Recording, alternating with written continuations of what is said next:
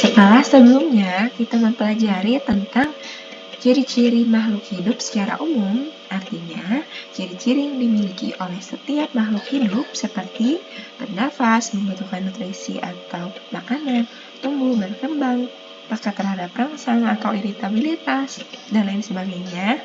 Hari ini kita akan mempelajari ciri-ciri tertentu yang dimiliki oleh makhluk hidup. Nah, dari ciri-ciri tertentu tersebut, para ahli akan mengelompokkan makhluk hidup yang begitu banyak di dunia ini menjadi kelompok-kelompok tertentu. Nah, apa ya yang mendasari pengelompokan atau klasifikasi tersebut? Kita akan pelajari dalam materi dasar-dasar klasifikasi sebagai berikut. Nah, yang menjadi dasar-dasar dalam klasifikasi ada morfologi atau struktur luar bagian tubuh makhluk hidup, kemudian manfaat praktis, anatomi bagian dalam struktur dalam tubuh makhluk hidup, fisiologi fungsi dari setiap organ dalam tubuh makhluk hidup, etologi atau perilaku hewan, dan struktur molekuler. Nah, selanjutnya kita akan mempelajari mengenai perkembangan dasar-dasar dalam klasifikasi dari awal hingga yang paling mutakhir saat ini. Nah, klasifikasi pertama yaitu klasifikasi sistem alamiah. Dasar klasifikasinya hanya secara morfologi atau struktur luar yang dapat diamati oleh mata secara langsung. Ahlinya adalah Aristoteles. Nah, jadi Aristoteles saat itu mengelompokkan makhluk hidup menjadi dua kelompok besar, yaitu hewan dan tumbuhan. Hewan dikelompokkan berdasarkan habitat dan perilakunya, sedangkan tumbuhan berdasarkan struktur dan ukurannya.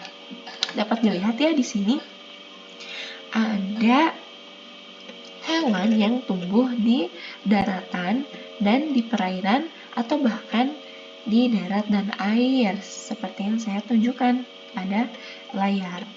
Nah, kemudian kalau untuk tumbuhan itu dia berdasarkan ukuran dulu nih. Di sini ada yang ukurannya kurang lebih 2 meter dan ada yang lebih dari 2 meter atau lebih dari 5 meter ya. Nah, untuk yang ukuran 2 meter meskipun antara perdu dan semak ini keduanya sama, tetapi tetap dibedakan berdasarkan strukturnya gitu ya. Kalau semak ini dia tidak bisa dibedakan antara cabang utama atau batang dengan cabangnya, sedangkan perdu itu dapat dibedakan ya. Nah, perdu dengan pohon ini memiliki struktur yang sama, dia dapat dibedakan antara batang utama dengan cabangnya, tetapi berbeda di ukuran, seperti itu ya. Kemudian selanjutnya ada klasifikasi sistem artifisial. Dasar klasifikasinya yaitu berdasarkan manfaat praktis. Maksudnya seperti apa ya? Nah, kita lihat langsung aja contohnya. Misalnya limpang-limpangan seperti jahe ginseng, kemudian pohon kayu putih itu dikelompokkan sebagai tanaman obat. Nah, yang mengelompokkannya adalah Carolus Linnaeus. Selanjutnya yang ketiga ada klasifikasi sistem filogenetik. Ya, jadi sistem filogenetik ini dia mengelompokkan makhluk hidup berdasarkan hubungan kekerabatan evolusioner. Jadi makhluk hidup atau organisme dikelompokkan berdasarkan kesamaan nenek moyang mereka. Apa aja sih yang menjadi dasar kesamaan gitu ya? Mulai dari morfologi, anatomi, fisiologi, dan etologinya. Ya. Yang mengelompokkan makhluk hidup berdasarkan sistem filogenetik adalah Charles Darwin atau yang dikenal sebagai Bapak Evolusi. Selanjutnya,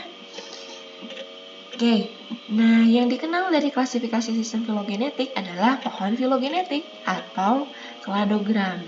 Jadi makhluk hidup dikelompokkan mulai dari yang paling sederhana, di sini kalau contohnya lamprey ya, sampai yang paling kompleks manusia. Nah, lamprey ini memiliki paling sedikit ciri, makanya dia muncul paling awal. Sedangkan manusia ini yang paling memiliki banyak ciri, sehingga ia dikelompokkan di paling ujung atau paling akhir ya. Seperti itu. Selanjutnya, kita juga bisa lihat nih kekerabatannya. Ternyata manusia lebih berkerabat dengan gorila dibandingkan dengan harimau. Seperti itu. Selanjutnya, klasifikasi sistem modern. Nah, sistem modern ini berarti yang paling mutakhir yang saat ini digunakan. Nah, selain morfologi, anatomi, fisiologi, dan etologi, di sini dasar klasifikasinya ditambahkan, yaitu analisis molekuler.